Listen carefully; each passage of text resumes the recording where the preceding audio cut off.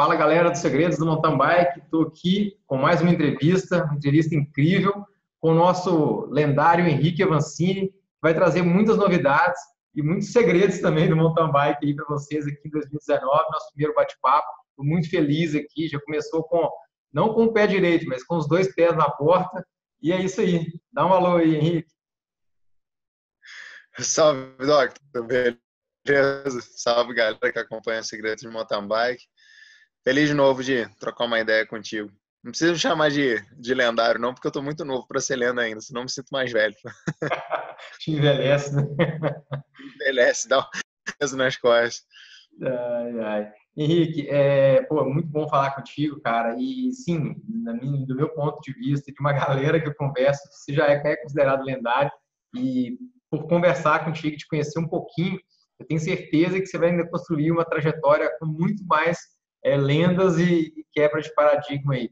Conta pra gente aí, sua primeira impressão aí, início de temporada, Cape Epic, a coisa foi, né, de um nível que muito legal. Brinquei contigo lá em Petrópolis, né? Falei, cara, você vai ganhar esse negócio, hein? E assim, pouco a pouco, né? Tá chegando a hora, né? A temporada começou bem como um todo. Eu estou muito feliz com a construção, principalmente com a transição de 2018 e 2019. Final de 2018, para mim, foi bastante desafiador, porque, enfim, com toda a crescente da temporada, culminando com o título mundial, você recebe uma nova carga de afazeres, enfim, de tudo. Tive que começar a me comunicar com pessoas que até então, pessoas e meio, e passar por situações que até então eu não passava. Então não deixa de ser, o novo é sempre desafiador, né? Foi difícil fazer essa transição e usar também a confiança do que eu construí em 2018 de uma forma que fosse produtiva para começar a construir a performance para 2019. Nas pistas começou super bem, e a minha primeira prova é a SA Cup, na África do Sul, uma prova classe 1. Tivemos num pelotão de bastante nível, disputei a vitória com o Sanguese. Na sequência eu venci aqui com o Mano, uma prova S1 também na África do Sul, também mais uma vez um nível de concorrência bastante alto. Nós vencemos essa prova em dupla, né, eu e o Mano. Voltei para o Brasil, onde eu construí a minha forma final para o Cape Epic. E antes de viajar, tinha a Copa Internacional, a etapa que foi inaugural aqui em Petrópolis, uma etapa inédita aqui em Petrópolis. E, poxa, fiquei muito feliz com tudo que eu vivi no final de semana, não como piloto, mas como entusiasta da bike, assim, como um apaixonado pelo mountain bike. Acho que a vibe do evento, enfim, o quanto que a galera curtiu, atletas, o público, tudo isso para mim foi super bacana de ver na minha região, né, cara, na minha casa, nas minhas montanhas. Então foi uma carga de motivação bem bacana que eu carreguei para o Cape Epic. E cheguei ao Cape Epic bem preparado, sem dúvidas a minha melhor forma física para Cape Epic, possivelmente uma das minhas melhores formas físicas da carreira até então, pelo menos considerando esse esforço. E fiquei feliz, cara, com o que a gente fez. Acho que o nível da prova, a velocidade que a prova correu foi a mais alta de todos os tempos. Comparado ao restante do pelotão, acho que eu e o Mano estávamos um nível acima, só que a gente foi realmente para vencer a prova, e os caras da Scott, o Nino e o Lô, deram uma muito boa em vários aspectos. Os caras não só estavam muito fortes, mas souberam criar boas oportunidades para eles. E, enfim, foi muito difícil a gente equiparar forças com eles.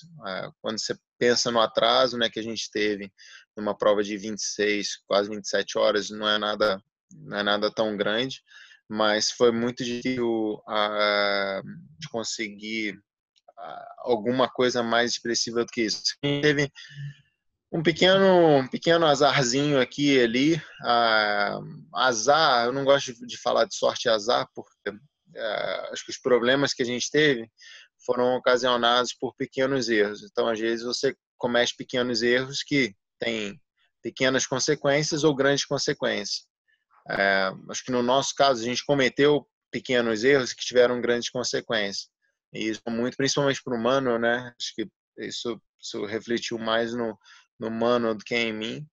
Virou uma espécie de bola de neve, assim, né? Ele caiu um dia, teve um probleminha, e, pô, esse probleminha pesou ele no dia seguinte, ele largou mais cansado e tal, tomou outros tombos, quebrou de novo, tal, então virou meio que uma bola de neve assim pro lado dele, mas é uma prova muito extrema, cara. A gente anda muito no gás, num terreno que é praticamente cego, né? Não sabe exatamente o que está à frente. Então eu fico grato, cara, e feliz da gente ter terminado razoavelmente bem a prova. Isso, para mim, é uma que você se expõe muito, cara, ao risco. Na ponta da elite ali a gente anda muito no limite. É por isso que, basicamente, assim, a gente larga todos os anos com um pelotão muito grande e o pelotão da elite ele é dizimado, né, cara? Ele termina quase que de só, porque enorme de ocorrências de quedas, o cara passa mal, a prova é muito disputada muito no limite, então eu fiquei ter terminado com um degrau a mais, não só pelo resultado, mas porque a gente chegou muito bem preparado para a prova esse ano, chegamos em condições reais, assim, muito claras de disputar a vitória. Éramos considerados por muitos os favoritos, mas faltou um golinho ali para o Nino e o Lácio. Pô, legal, né? Bom que esse golinho dá mais sede para voltar ano que vem, né?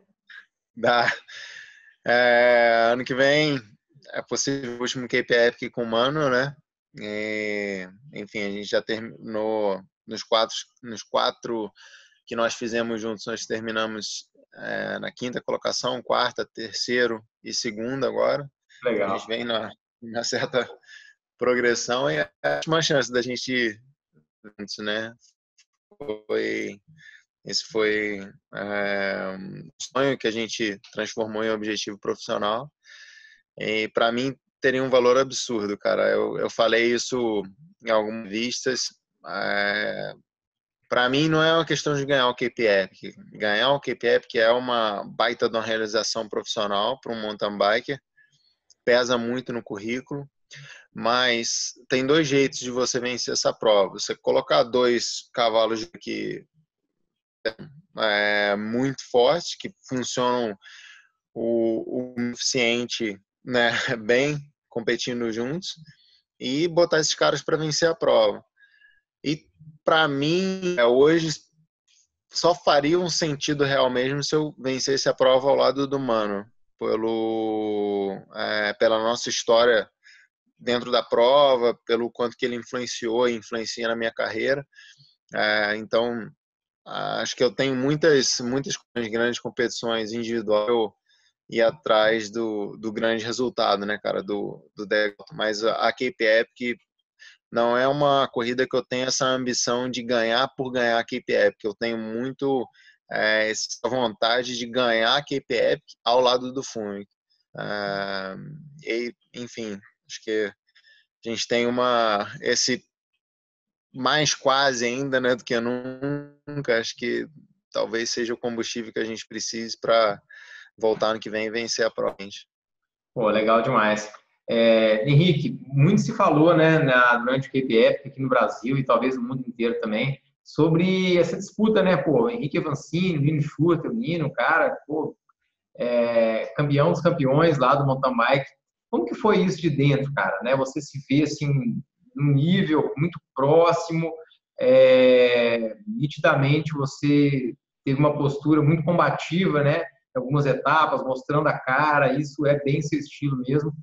Como que foi, assim, cara, não sei, acredito que você tenha, né, essa clareza de enxergar toda a sua trajetória no mountain bike e se ver no nível, né, do então, vamos dizer assim, né, da lenda mundial, né, do mountain bike. É muito legal para a gente assistir isso. E de dentro, como é que está sendo? Melhor ainda, né? Bom, eu sempre falo, cara, que dentro da pista eu não tento pesar muito com quem eu estou competindo, né? Fora das pistas, o Nino é o cara que eu mais estudo ainda. Que eu procurei entender como é que funcionava, principalmente como a cabeça dele funciona.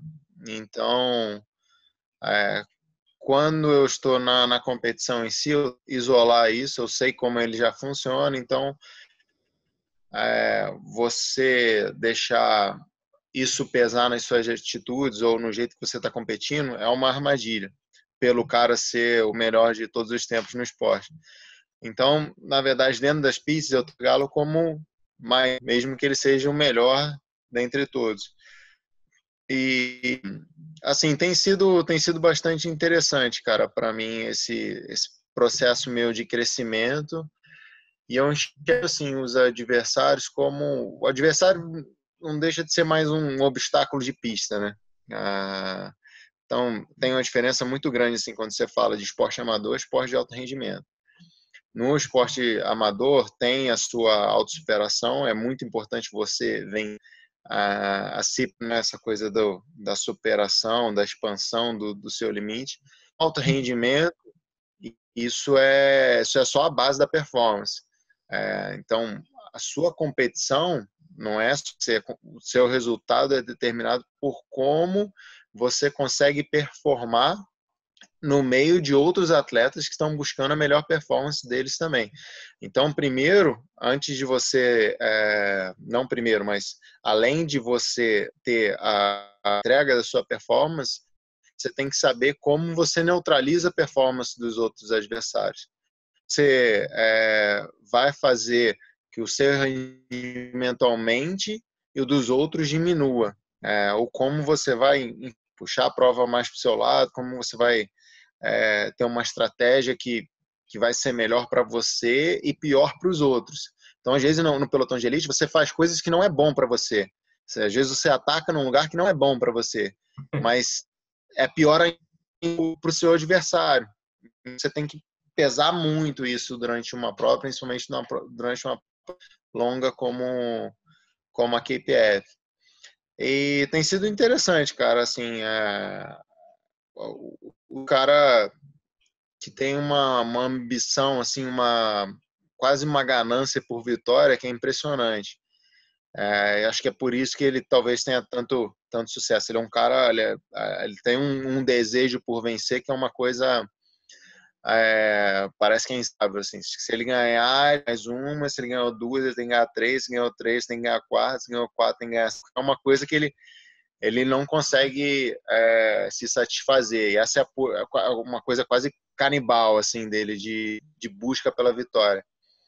E eu sou um cara muito diferente, até porque nunca fui um cara que venceu tudo.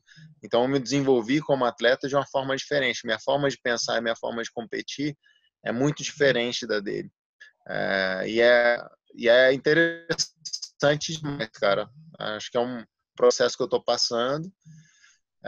Eu não paro de evoluir e ele é um cara que talvez já não tenha muitos recursos, muita margem de melhora. Eu vejo ele ainda muito no top da forma física dele.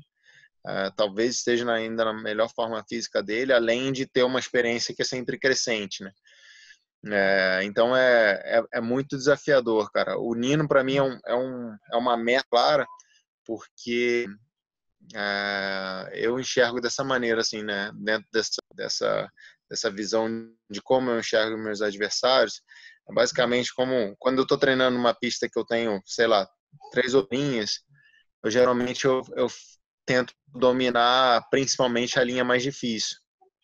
Porque, enfim, eu estou treinando, meu objetivo não é passar mais rápido, meu objetivo é dominar o que é mais difícil. quando eu estou na prova, principalmente dentro dessa de processo de crescimento, bater o Nino é mais difícil.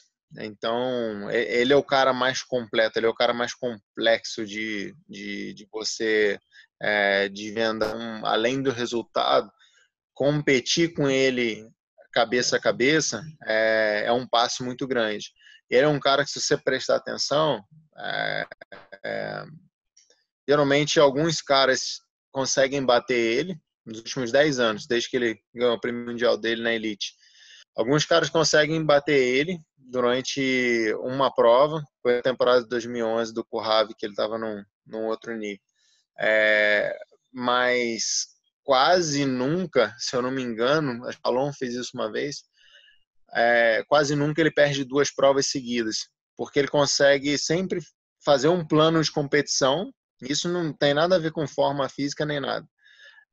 Ele consegue fazer um plano de competição e quebrar os caras durante a competição. Então ele consegue dominar o adversário. Uma mesma performance, ele vai e bate o cara.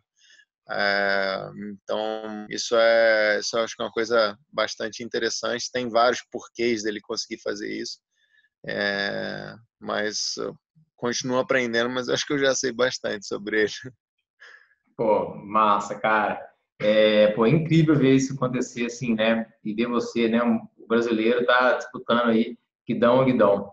Em relação às questões polêmicas lá que houveram, né? De bastidores, você pode falar alguma coisa aqui para a galera ou é um segredo do mountain bike que vai entrar depois pro, Não sei lá, posso, pra sua biografia? não posso falar. O que você quer saber? Cara, sobre a Basicamente. sua declaração, né? Sobre a sua declaração, o que rolou? O que você pode falar disso? Em relação à forma que ele, as declarações dele também, mas essa questão mesmo, daquela fase ali de uma etapa ali, né? De uma cutucada fora do pelotão, assim. Tá. E sobre a cutucada, acho que isso até trocou uma ideia em algumas entrevistas, né? Sobre esse perfil dele. Ele faz muito essa questão do jogo na prova em si. E isso para mim não era nenhuma novidade. E, enfim, a gente já tinha passado por algumas situações e essa foi uma situação bem mais aflorada, como diria o Bro. Foi uma situação bem mais nítida, assim, ou mais intensa. E, enfim, ele é eu sei que ele compete de um jeito e que ele demonstra só uma parte desse jeito que ele compete. Então, assim, se você for nas entrevistas do Nino, nas redes sociais do Nino, o que ele transmite é só uma parte do que ele é. E eu sei que ele não transmite essa outra parte porque é um jeito que ele tem de consolidar as vitórias dele, de construir as vitórias dele. Não é uma coisa que do momento de competir porcaria nenhuma. Eu estudei ele durante muito tempo, acompanho muita coisa dele e sei como ele age em determinados momentos. E a questão de eu expor isso de uma certa forma, é a minha defesa, porque, enfim, isso é uma coisa que ele não quer que as pessoas saibam. E, sinceramente, eu vi gracinha dele um dia. Os outros 6 dias ele não olhava na minha cara durante a prova, não trocou uma palavra, não soltou uma expressão. Então, assim, de uma certa maneira, eu sei que é uma parte do jogo que ele faz para performar bem dentro da prova, que eu neutralizei. Assim, o cara pode falar o que ele quer para mim, mas fica sabendo que na linha de chegada, para mim, a corrida continua. E eu sempre fui um cara assim, o que eu falo para um atleta na pista, falar câmera desligada, com câmera ligada, sem microfone, com microfone. Então, assim, eu sempre fui um cara muito transparente. De uma certa forma, isso acaba gerando polêmicas, e acho que tem muita gente assim que me ama e me odeia, né? Tem gente que acha que o cara tá errado e tal, não sei o quê. Tem gente que fala, o cara tá certo e tal, não sei o quê. Mas eu sou muito claro, eu gosto de ser assim. E eu acho que no esporte é legal você você ser assim. Então, se o cara quer agir do jeito que ele quer agir, independente do que, eu vou agir do jeito que eu tenho que agir, que eu quero agir, e eu não separo muitas coisas assim. Então, para mim, quando eu vou para o pré-prova, o durante a prova e o pós-prova, principalmente falando de grandes competições, eu vou ter o mesmo discurso, cara. Então, se eu for falar uma coisa antes da prova, eu vou agir da mesma maneira durante a prova, e depois da prova, eu não vou esconder nada do que aconteceu, entendeu? Seja positivo ou seja negativo. E eu acho que o esporte, durante muito tempo, o mountain bike, ele é um esporte duro pra caramba, cara. Nos bairros, assim, é cruel. E como, assim, eu passei pela parte mais difícil dessa crueldade, é uma coisa que eu acho que, assim, pô, se vamos jogar esse jogo por completo. Então vamos jogar o tabuleiro nível 3, 4, 5. Enfim, acho que isso gera bastante incômodo. Já incomodo alguns caras por vários outros motivos, então só mais só mais razão. Ah, mas não tem problema, não. Isso aí cara, só incomoda quem tem resultado, né? Pessoas inexpressivas geralmente não incomodam ninguém, isso é um fato. Mas isso até tu falou, isso é uma coisa muito interessante, cara, porque brasileiro, e assim, eu tô no circuito nacional já há alguns anos, né? Entrando aos poucos, fazia algumas provas. Quando eu ia como brasileiro, como um cara não expressivo, algumas pessoas elas te tratam meio que bem e que mal também, assim, porque é uma coisa, pô, é legal, sabe, tem um brasileiro ali andando mais ou menos bem. Os atletas, eles têm uma repulsão muito grande dentro da pista, então é sempre muito mais duro você competir com os caras dentro da pista, mas fora da coisa, assim, até que, pô, a galera meio que tem pena, sabe, assim, ou caramba, tem um brasileiro aqui, não é tão fácil e tal, blá, blá, blá. Tu vê o cara, sabe, viajando sozinho, esse tipo de coisa, assim. Então, num momento, você é até meio que acolhido, assim, sabe? Você parece que é a cota do pelotão, é, a cota social do pelotão. E aí, depois de que você começa a crescer, isso começa a gerar cômodos diferentes, sabe? Porque em vários aspectos, assim, o mountain bike, ele se tornou um esporte de escola, um esporte tradicional. Tem algumas nações que dominam há muito tempo, né?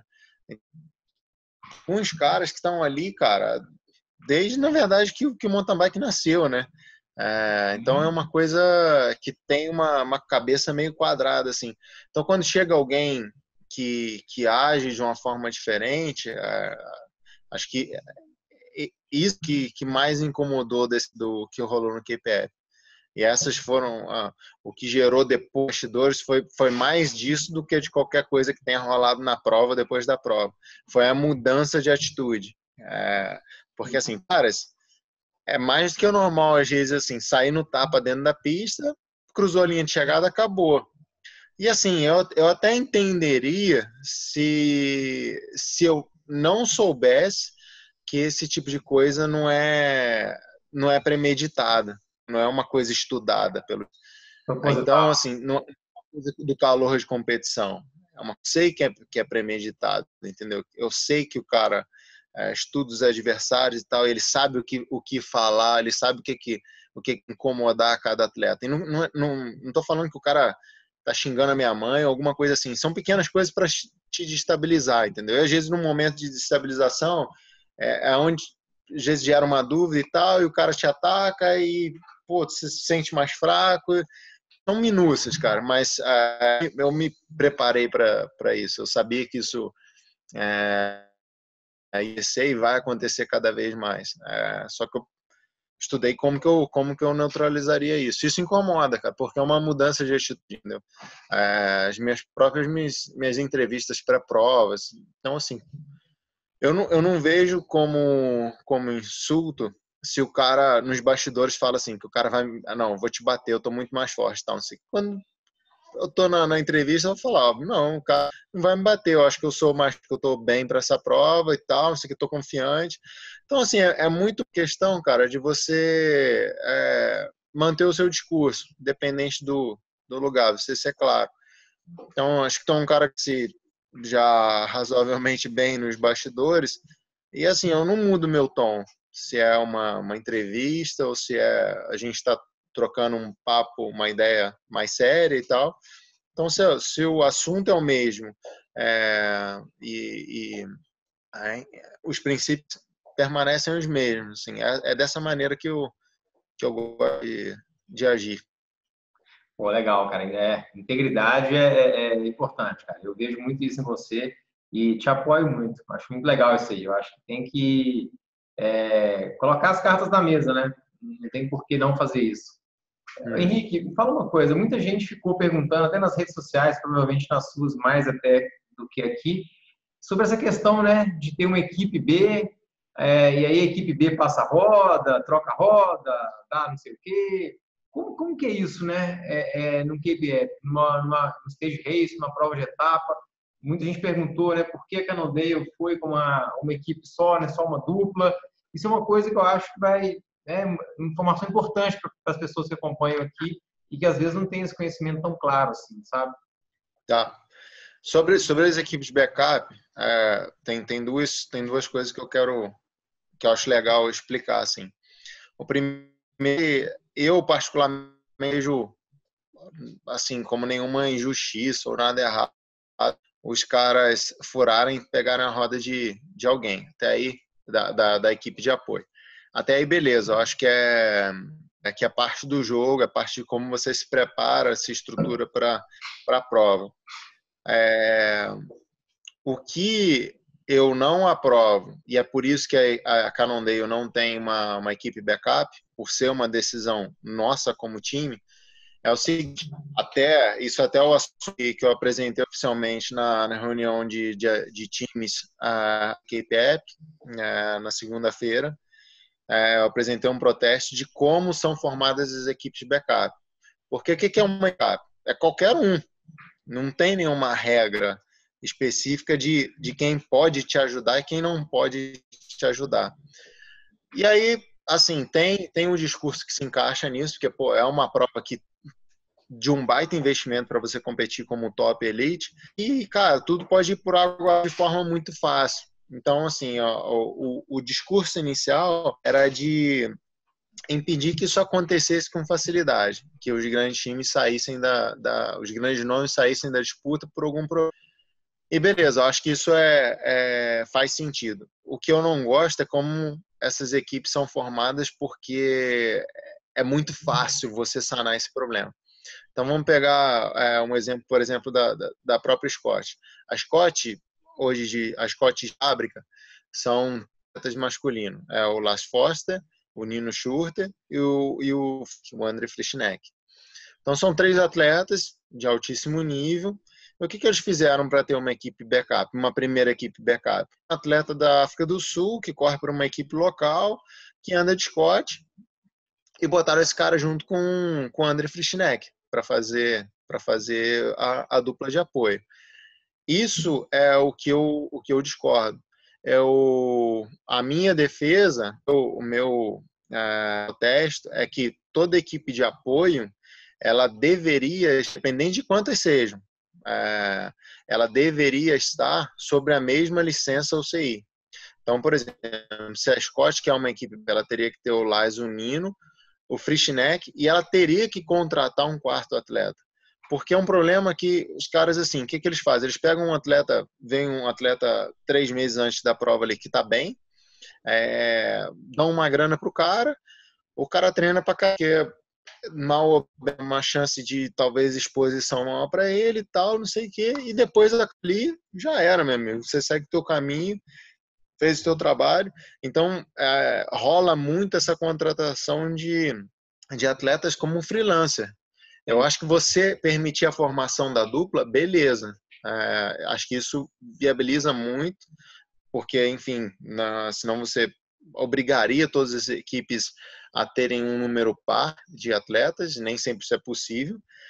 Mas você poderia formar, então, por exemplo, a equipe do Hendry com o Gert seria seria uma equipe aprovada, mas eles não poderiam dar auxílio a nenhuma outra equipe, auxílio mecânico, não auxílio tático, né? Porque isso é parte da corrida. E essa é a minha posição, e é por isso que a Cannondale até então a gente não corre com uma equipe backup, porque nós somos 3 atletas. Poxa, se a gente fosse uma equipe backup para o QP, correr com o Max Marroca do mundo, cara. Então, assim, pô, você bota qualquer outro com ele ali, meu amigo, ele vai largar o cara, depois ele volta e tal, mas você tem um Max Marroca do teu lado, pô, é uma absurda. É um cara de top mundial, né? Os últimos 3 anos, top 3 no geral da Copa do Mundo. Só que como que a gente solucionaria esse problema? A Cannondale não queria um 4º atleta para toda a temporada e a gente, e eu puxando essa equipe, a gente pegar um cara como freelancer e botar para uma prova como equipe EP, onde isso faz muita diferença. Eu acredito muito que se você mudasse esse sistema, você instiga ou você força essas grandes equipes que competem na Cape Epic como uma prova super importante dentro do calendário, a terem mais um atleta contratado. E aí, quando você contrata um atleta numa equipe de fábrica, além de você ser responsável por tudo que esse atleta faz, dentro e fora das pistas, então gera uma segurança maior para o esporte em vários aspectos. Você gera estabilidade esportiva para o atleta, você começa a ter que mais um atleta, você começa a ter que colocar esse atleta em condições competitivas em outras provas. Então, você usa o sistema para proteger os atletas. Então, essa foi o meu protesto, é uma coisa que, enfim, eles vão discutir até o próximo ano, para ver se rola alguma alteração de regulamento, mas isso é a única coisa que eu vejo como negativo. Quanto às regras são essas, cada um faz a sua escolha. Eu não me vejo, a não ser que seja uma coisa muito forçada pela Cannondale, eu não me vejo no ano que vem competindo com uma equipe de backup que não seja uma equipe que esteja no mesmo contrato que eu, que esteja sob a mesma licença que a minha. Eu acho que isso primeiro, errado para o desenvolvimento do esporte, e é uma coisa que, enfim, gera muita instabilidade para os atletas. Então, eu acho que eu cheguei num ponto, cara, da minha carreira que, mal ou bem, eu tenho alguma internacional hoje. Então, assim como eu lutei muito para as coisas tomarem o rumo certo aqui no Brasil, dentro do esporte, eu também não vou baixar minha cabeça lá fora e aceitar coisas que eu acho que não são boas para o esporte a nível. Acho que esse tipo de liberação fecha muitas portas, cara, para a entrada de algum outro atleta numa equipe de fábrica. Se essa regra muda, e a Cannondale, por exemplo, julga que é extremamente importante e que realmente é extremamente importante ter uma equipe backup para vencer a equipe assim, basicamente, essa situação está contratando um 4º atleta para uma equipe de fábrica, para a melhor equipe de fábrica hoje do mundo. Então, pô, é uma baita força que a gente para o esporte. Assim, como atleta, fazendo é dividindo o meu bolo, cara. Vou estar dando um pedacinho da minha fatia para um 4º atleta, entendeu? Então é o mesmo orçamento, né? A mesma receita que o time tem, você tem que ajustar essa receita para encaixar mais um atleta, mais um salário, mais despesa e tudo isso. Mas eu acho que você, de uma certa forma, né, que você está democratizando o esporte de alto rendimento, porque o esporte de alto rendimento é topo de pirâmide, certo? Né? Não é para qualquer um. Mas você precisa fazer a ponte entre um atleta bom para esse topo da pirâmide, para os top 20 do mundo ali. Legal, legal. Pô, bacana o ponto de vista, incrível. Você falou aí do Marro, Fumic, e interessante ver isso, né, Henrique? Você entrou na Cannondale, na equipe de fábrica, eu lembro da gente conversar após a Olimpíada, e você não tinha ainda um contrato fechado para o ano seguinte, né, numa entrevista que a gente fez. E hoje, sem dúvidas, você é o nome número um da equipe, né? E como que passa isso pela sua cabeça? E, poxa, muito legal ver você montando também, né? Subindo a maré, subindo o nível de equipes, da sua equipe aqui no Brasil, trazendo esse know-how, trazendo essa logística, trazendo esse conhecimento para os atletas aqui do Brasil. E antes disso, eu queria te fazer uma pergunta. Você falou ainda, né, para a gente fechar a Cape Epic aqui, pegando um gancho disso que eu falei, né, você como número um da equipe, cara, você acredita que sem julgamentos, talvez o Fumi tenha cometido mais erros por você estar num nível ainda bem superior a ele e ele ter se esguelado muito para andar contigo. Muita gente andou me perguntando isso. Como é que foi essa visão de dentro? Fala um pouco disso para a gente também. Bom, assim, para começar, eu não tenho muito essa visão de ser o número um dentro da equipe, porque Legal.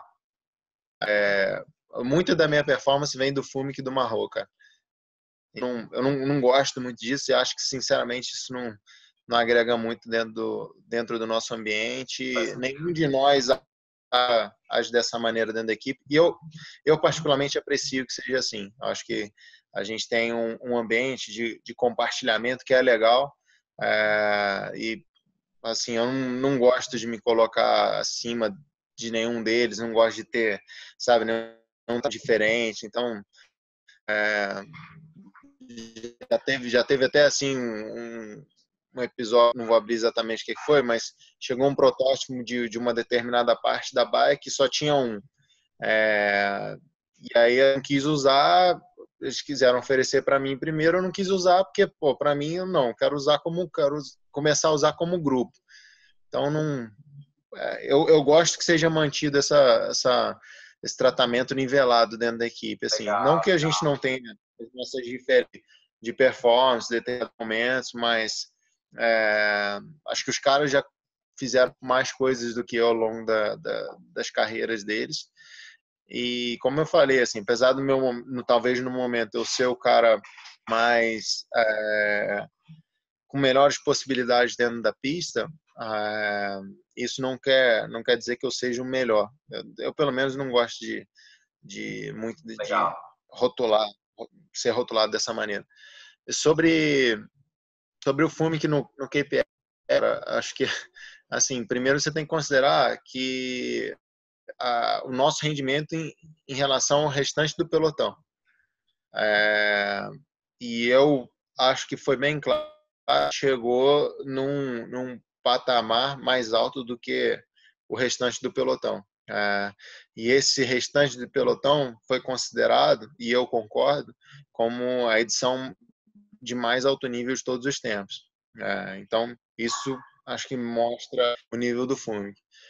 Os erros que ele cometeu e, enfim, o limite que ele foi, porque a gente largou com o objetivo de ganhar a prova. A gente não largou para fazer uma boa KPF, a gente não largou para ser segundo ou terceiro, de repente ganhar uma etapa. A gente largou com a atitude de querer vencer a geral da KPF.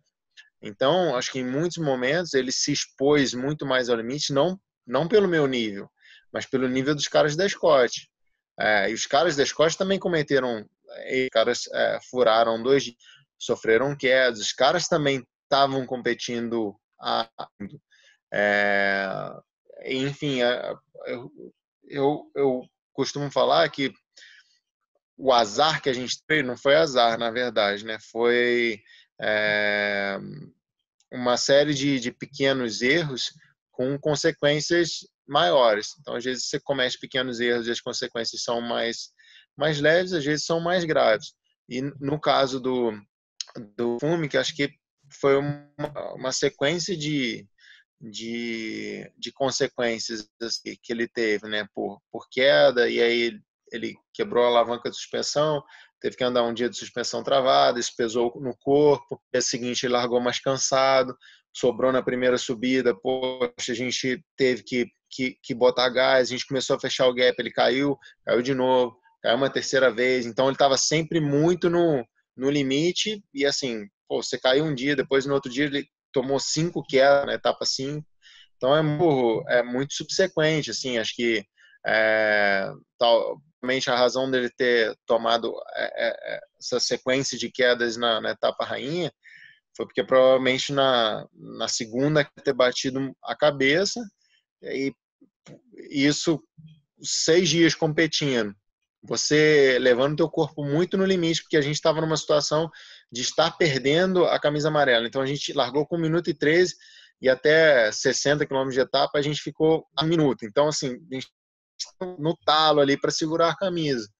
E assim, isso o cara ele se expõe mais, se expõe mais, se expõe mais. Aí deu errado uma vez, putz, ele bateu a cabeça alguma coisa e tomou uma outra queda. Aí, na outra queda estourou a sapatilha. Numa outra queda estourou, caiu, pô, bateu a trava no chão, quebrou a alavanca da trava no chão. Então, assim, são pequenos erros que vão gerando grandes consequências. E aí vai chegando e cada vez a conta tem juros mais altos. Então, acho que não é uma questão do cara estar mal para a prova, é muito do que o que é a sua ambição dentro da corrida. Você largou para quê? Para uma boa KPF? Ou você largou para disputar a vitória? A gente largou para disputar a vitória. Então, assim, eu não julgo a performance dele como negativa, porque ele se expôs muito para buscar a vitória. Eu tentei ajudar momentos que eu estava acima, eu tentei ajudá-lo dentro do máximo que eu podia. Só que por ser uma prova em dupla, nos momentos que eu estava acima também, você acaba induzindo o cara a se expor mais ainda. Então assim, é fácil as coisas irem errado, cara. É muito diferente você competir uma prova, né? Competir até uma prova como um amador muito bem preparado e competir uma prova com os melhores do mundo para vencer. Tudo que envolve ali é muito diferente, né? O jogo que a gente joga é um jogo muito mais intenso, né? Muito mais perigoso até, assim, muito mais a exposição que a gente se sujeita, ela é bem mais cruel. A marreta é mais pesada, né? A marreta, quando bate, é pesada. Legal, cara. Fala um pouco do trabalho que você tem feito, né, Henrique, com esses atletas aqui no Brasil, né? Lançou a nova formação, o novo time também. Fala um pouco disso pra gente também, que é muito legal ver, né, gente jovem aí respirando, né, as mesmas moléculas de ar que você. Quinto ano de projeto, né? A gente começou com o Ava Project e evoluiu para Caloi Avancini Team desde o ano passado, 2018, e agora a gente está no segundo ano. E, cara, para mim é um projeto muito bacana, porque o molde que a gente chegou de ação, o jeito que a gente internamente, especificamente, chegou muito próximo assim do que eu vejo como ideal como programa esportivo. E eu sempre costumo falar isso, né, cara? No Brasil, ele cresceu, o mountain bike é um bom esporte para o cara ser atleta profissional hoje, mas é um esporte, isso comparado, né, com o cenário esportivo do país como um todo. Mas é um esporte que ele se desenvolveu profissional, no aspecto mercadológico da coisa, né? Então, o atleta ele é muito uma ferramenta de comunicação do que um atleta de performance, né? Legal. E isso, enfim, acho que gera alguns conflitos em alguns momentos. E o que eu busco fazer é preparar esses atletas para esse mercado, para viverem disso, mas principalmente a terem um desenvolvimento esportivo correto, né? E tem sido muito legal, cara. A gente está com um time bastante novo, com Pedro, o Edson Rezende e a Marcela Lima, todos sub-23, e tem sido bem bacana assim ver o quanto que, cada um deles tem absorvido o processo, tem evoluído, tem passado por esse passo a passo, né, de crescimento de uma forma bastante produtiva. Então é bem legal, é uma das grandes satisfações que eu tenho. Hoje a gente tem uma estrutura, a gente tem uma capacidade de apoio muito bacana. A curiosidade deles eu estava, cara, muito, muito distante de ter. E eu fico feliz de poder ser o que para mim durante muito tempo, que era ter um mentor na função. Então, durante boa parte da minha carreira, eu tive excelentes profissionais à minha volta e que eu consegui absorver muito deles em áreas específicas.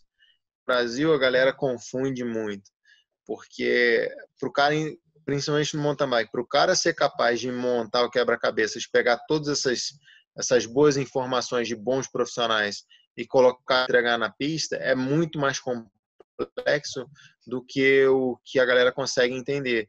E isso é o que eu sei fazer. E eu ensino essa parte para eles. Então, além de dar as boas informações e as boas ferramentas, você aprender a com elas é o que faz realmente na performance. E é isso que eu tento canalizar, né, o meu esforço com eles. E tem sido bem bacana, cara. Eu estou muito feliz com o time. Eles estão, como eu falei, dando muito, assim.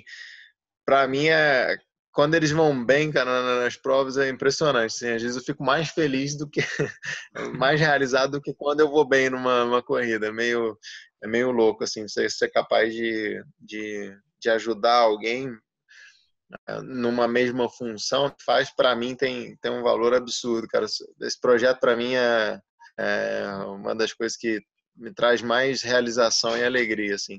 Ele tá indo super bem, estamos crescendo bem. Que legal, cara. Parabéns demais. É um pouco de sentimento paterno, né? Agora você sabe o que que é o real sentimento paterno, mas é mais ou menos isso aí. Falando em Brasil, Henrique, quais são os seus próximos objetivos, né? Tem prova aqui no Brasil daqui a pouco, prova aqui em Minas, prova internacional, maratona internacional. Como é que tá o estado de ânimo para isso aí? Eu tenho essa Copa, a Maratona Internacional, Estrada Real em Ouro Branco e a Copa Internacional em Araxá. E depois disso já sigo para o exterior, né, para a primeira etapa da Copa do Mundo. Essas duas estão muito com uma importância de peso nesse processo de preparação para a Copa do Mundo. E são corridas que eu gosto de competir. Hoje no Brasil eu tento selecionar as minhas competições, tento encaixar algumas provas, muito pesando quem está fazendo bem pelo esporte, né? Quem traz mais público, enfim, são as provas que estão fazendo bem para o esporte aqui no Brasil. Para mim, assim, fica muito, às vezes é mais fácil eu competir fora do país do que competir no país, a nível profissional, assim. Uma demanda hoje muito grande para fazer provas UCI fora do país, isso para mim financeiramente seria até muito mais interessante, mas eu gosto de me manter em contato manter em contato com a comunidade do Brasil, assim, acho que isso é legal, não só por ser bom, mas também porque é muito bom para mim.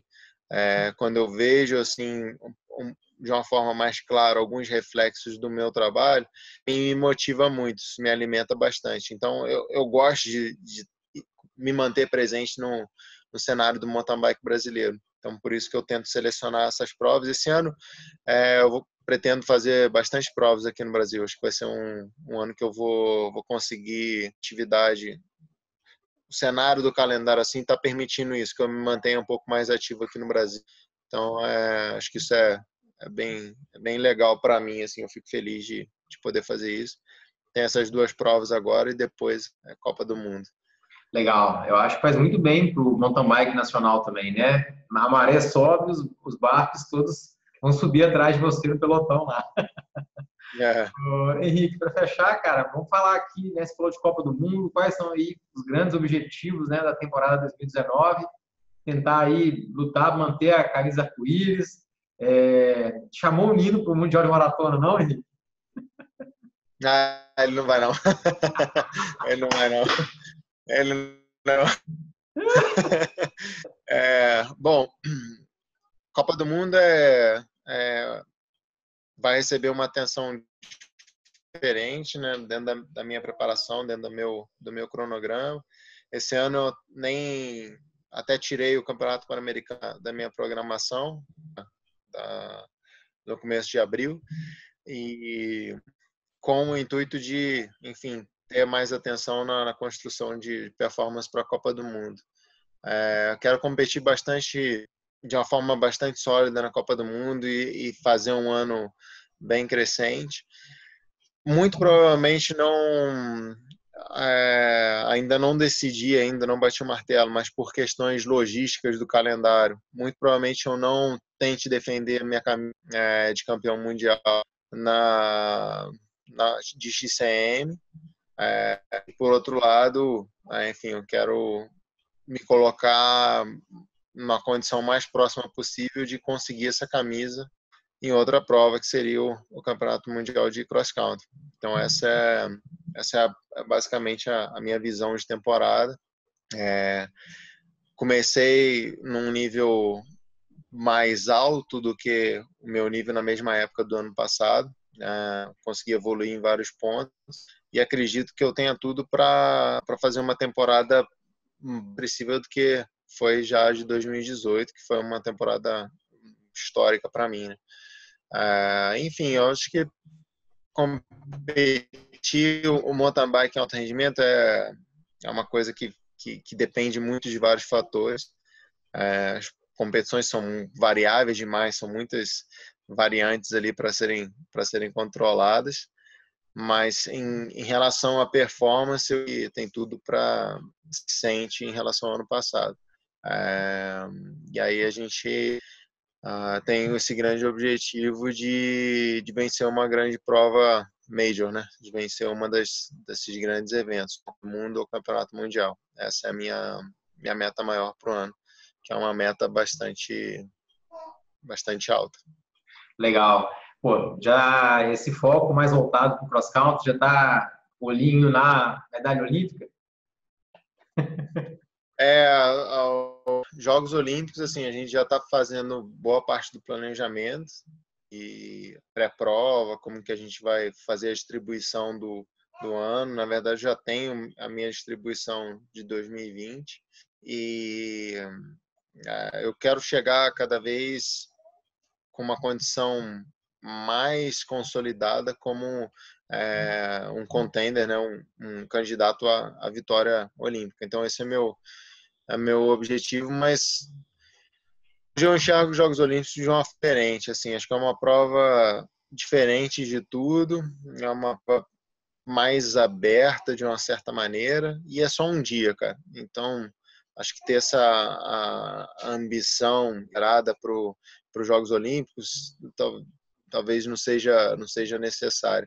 E assim, até vendo o que eu consegui construir, que eu venho conseguindo construir para o esporte através das outras competições, eu não me vejo, o mountain bike permite isso, eu não me vejo muito refém dos Jogos Olímpicos para eu poder crescer como atleta e o meu crescimento como atleta, coisas boas para a modalidade e para o esporte brasileiro. Então, assim, sim o objetivo maior no topo da lista, mas não é que está numa lista sozinho lá em cima. E a gente está num caminho legal, a gente está traçando um plano bem estudado. Acho que tem tudo para que eu chegue no ano que vem numa condição boa. Legal, cara. Henrique, para a gente finalizar aqui, cara, mais essa grande conversa aqui contigo, é sempre um prazer enorme falar. Você sempre agrega muito, né, para quem acompanha os segredos do mountain bike. Cara, recentemente eu escutei, né, um podcast de filosofia que fala algo que faz muito sentido para mim, né? Que é impossível a mesma pessoa atravessar o mesmo rio duas vezes, né? Sempre as pessoas estão evoluindo, a água do rio vai passando. Então, eu quero te fazer a mesma pergunta que eu te fiz só pela primeira vez, lá atrás, em 2016, e que eu faço para todo mundo que vem a primeira vez aqui. Como você é um cara que vem mais vezes, eu parei de perguntar isso, mas queria te perguntar. Em 2019, para você, Avancini, qual é, cara, o grande segredo do mountain bike? Poxa, isso é renovação, cara. Eu sempre me vejo nesse processo de entender o que eu realizei até aqui, de absorver o que foi bom, de aprender com o que foi ruim e evoluir e construir então, em 2019 acho que é um ano que eu vejo muito como um ano que eu chego mais maduro, mais completo, mais capaz e pronto para me a novas situações que vão gerar novos erros e novos acertos e, consequentemente, novas lições. Então, eu só vejo, enfim, subir uma escada, né? Geralmente, o tamanho do degrau ele não muda, não é o mesmo processo que você só está mais alto, você só perto do topo. Então, 2019 é basicamente isso. Estou chegando no final da escada assim ainda, mas eu ainda tenho que mexer, né, o meu pé o suficiente para subir o degrau. Tem que continuar absorvendo e crescendo. Pô, legal, Henrique. Cara, mais uma vez aí, muito obrigado, né, por essa entrevista, essa conversa, por dedicar seu tempo aí. Sei que seu tempo é muito escasso, muito corrido. Vai lá agora se dedicar à filhotinha. Tive o prazer de vê-la rapidamente lá em Petrópolis. Tá de parabéns pela família, por tudo esse legado, fora das pistas que você está construindo também, né? É a melhor coisa da vida, cara. Bom demais, um absurdo. Só é 1000 vezes mais difícil agora sair de casa, né? Para viajar é desafiador pra caramba, mas é uma benção, cara. Filho é um negócio mais do que especial assim na vida e tô felizão com isso. Muito agradecido. Massa. Obrigadão aí, um abraço e Valeu, até galera. a Grande próxima. abraço.